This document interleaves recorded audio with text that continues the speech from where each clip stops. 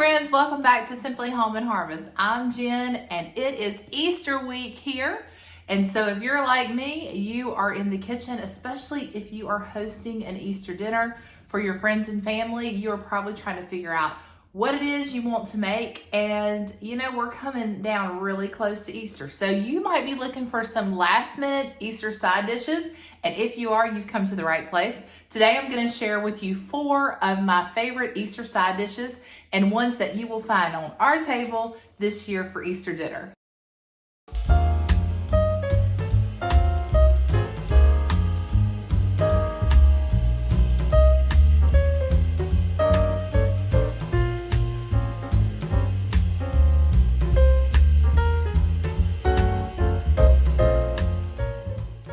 So like I said, we will be hosting Easter in our home this year for our family. And this year things are gonna be a little bit different. We have some ribs that my husband is gonna cook in the smoker. So not your typical like ham Easter meal, but a lot of times we do have ham. This year we're gonna do things a little different. But typically we'll have like deviled eggs and some casseroles. My sister-in-law makes an incredible macaroni and cheese in the crock pot. So she's gonna bring that, and then we have, of course, lots of delicious desserts, some pasta salads, some other kinds of salads. So the 4 I'm gonna show you today are the 4 that I thought would be really easy, especially if you're in a pinch, it's last minute, you're looking for things you already have on hand. And as a bonus, our church put out this cookbook back in the fall. And so a lot of the recipes today I'm gonna be taking from our church cookbook. And so I'll show you those recipes. And then here in the near future, I'm going to dedicate a whole video to where we try out recipes that are in our church cookbook. In fact, I might let some of my family members pick out recipes that they want me to try, and we'll just put a whole meal together from our cookbook. But the first one we're going to try today is actually one that's not in the cookbook, and that's roasted carrots. I came across this recipe not too long ago, and I thought it would be so easy to make. You can make it in your slow cooker in just a couple of hours. And really you need carrots and a few simple ingredients. So that's the one I'm going to show you first. These maple brown sugar glazed carrots in the slow cooker are so easy, and I just happen to have all the ingredients to make this very simple dish. This is about 1.5 pounds of baby carrots. And then to this, I am going to add 1/4 cup of brown sugar. And I'll just stop right here to tell you that I cannot remember where I found this recipe, and I've gone back to try to look for it so that I could give you all the exact measurements. And I know that I halved the recipe, so I'm just telling you what I did, but if you wanted to double this for a larger crowd, you absolutely could. And then this is just 1/4 cup of butter, or that's 1/2 stick that I'm just cutting into pieces. And I apologize for my elbow being in the shot here. I threw this together so quickly that I didn't really pay attention to my camera angles, but hopefully you can still get a good look at what I'm doing. And then the final thing we're going to do is we're going to add 3 tablespoons of honey just right over top of our carrots.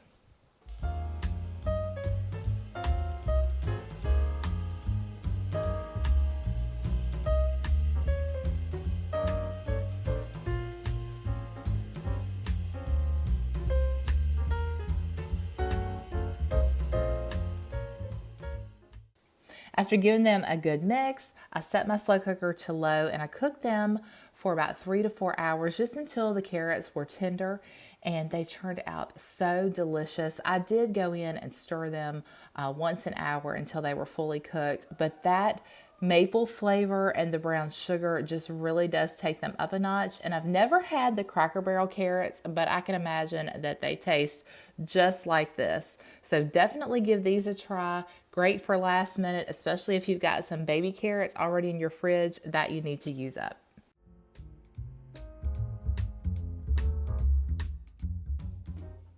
Okay, who doesn't love deviled eggs? I'm going to show you a very simple deviled egg recipe. Now you could add so many things to deviled eggs. I've seen people use Chick-fil-A sauce lately, which we're going to try that out because I think that looks really, really good.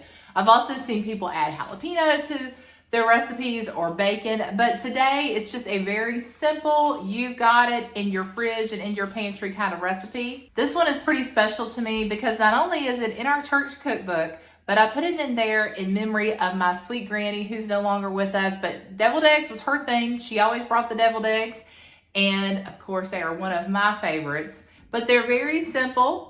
And she taught me to make them years ago, so I'm going to teach you today how we make those simple deviled eggs.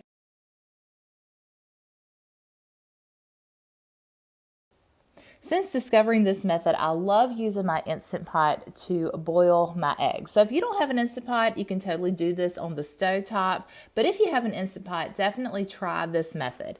I'm just adding 1.5 cups of water to the bottom of the Instant Pot. And then today we're only going to do a few eggs just so I can show you this. And I'm just making them for dinner. But you could easily do a dozen, even probably up to about 18 in here would fit perfectly.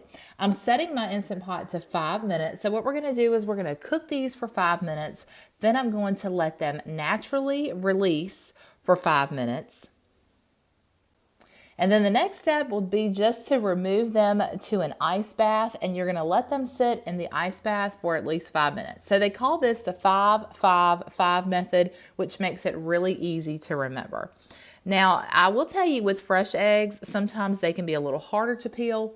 So if you have some eggs, some fresh eggs that you can let maybe sit in your fridge for a couple of weeks and then use those. So what I'm saying, I guess, is use the oldest eggs that you have, especially if you are using fresh eggs, because I have found that they will peel a little bit easier. And you can see that I'm not having very much trouble at all after they've sat in their ice bath getting the peelings off. So now we just need to peel them and then we'll move on to the next step.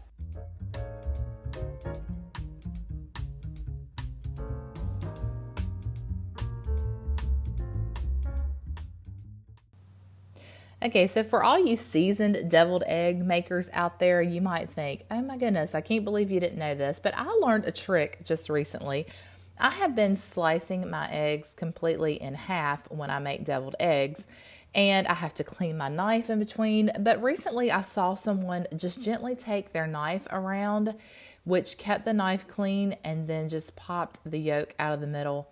And I was just like so taken with that method, and I thought, I'm going to give this a try. So I did try this method, and y'all, this is how I'm going to cut eggs from now on. So if you don't do it like this, definitely try. It does, of course, take a little bit of extra time, but look how clean they pop right out.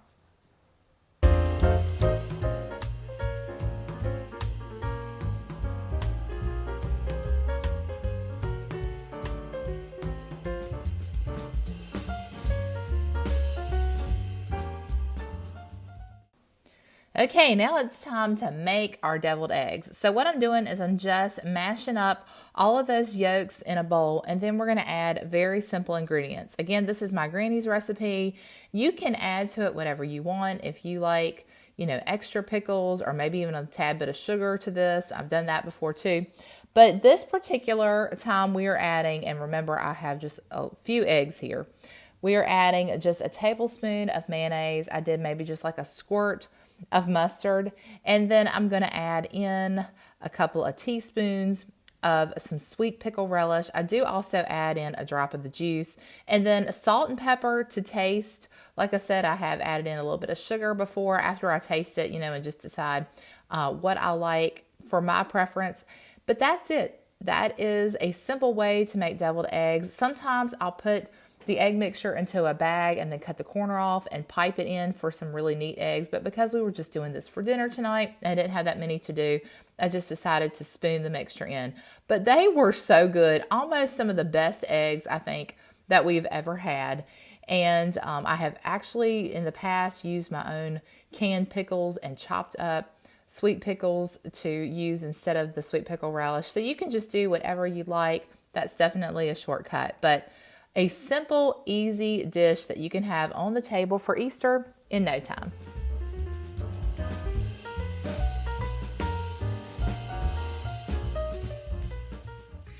I absolutely love pasta salad. And one great thing about it is that you can make it with anything you have in your fridge. So if you have some leftover veggies, You know, you can throw them in there, cheese, bacon, all the things. But today I'm going to follow a recipe out of our cookbook that was submitted by a sweet friend of mine, Judy.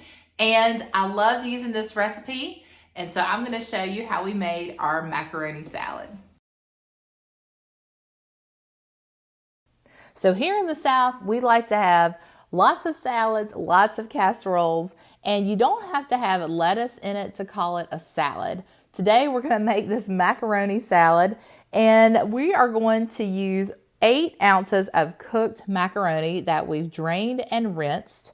And then to that, you can add whatever you have in your fridge, but today I had some cucumbers, some tomatoes, so I'm just going to add half a cup of chopped cucumber, half a cup of chopped tomatoes, and then I'm going to also add half a cup of chopped onions. Now typically I would add a red onion, but I didn't have any of those on hand, so I added the yellow onion for this particular recipe. You could also add some green pepper here, some orange bell pepper, just whatever veggies you had on hand that you wanted to add to this would be perfect.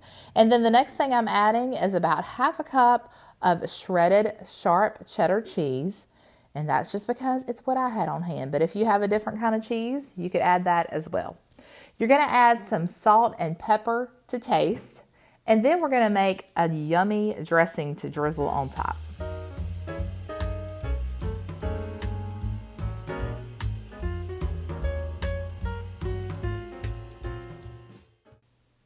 So for our dressing, we are going to combine 1/4 cup of water, 1/4 cup of white vinegar, 1/2 cup of sugar, and 2 to 3 tablespoons of mayonnaise.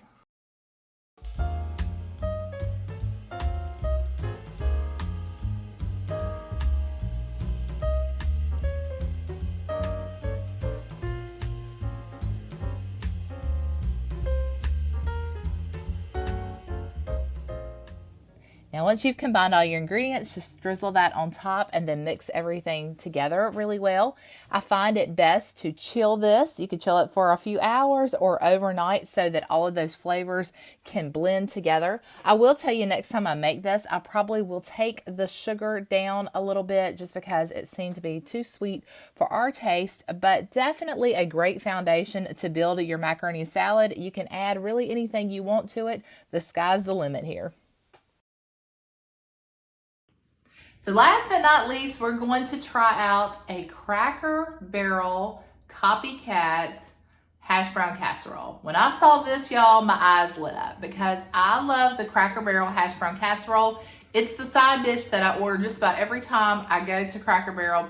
And I have to tell you, it was absolutely delicious. I tried it out this week for my family and they fell in love with it. So I'm really excited to share this one with you. It's very easy and I like to have some sort of potato dish on the table for Easter. Sometimes we've done roasted potatoes in the past or we've done mashed potatoes, but I thought this hash brown casserole would really be a nice compliment, especially if you're having a ham, which I think it'll go with ribs just fine. So I'm gonna show you how to make this Cracker Barrel copycat hash brown casserole.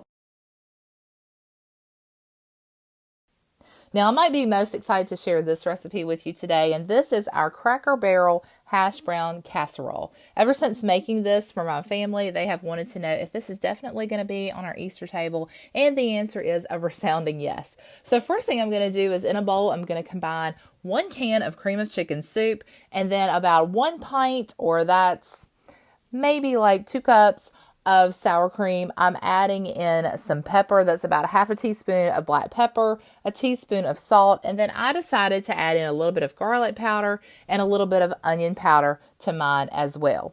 And then the next thing I'm going to do is add in some shredded cheese. I added in about 1 cup of shredded cheese here because I'm going to reserve 1 cup and we're going to add that to the top of our casserole at the very end.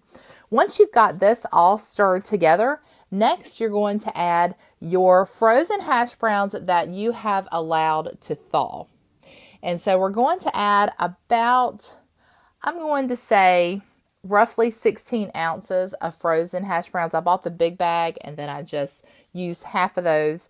So definitely let them thaw though. That's really important. And then you're going to add 1 stick of melted butter here. And then you're going to give that a good mix.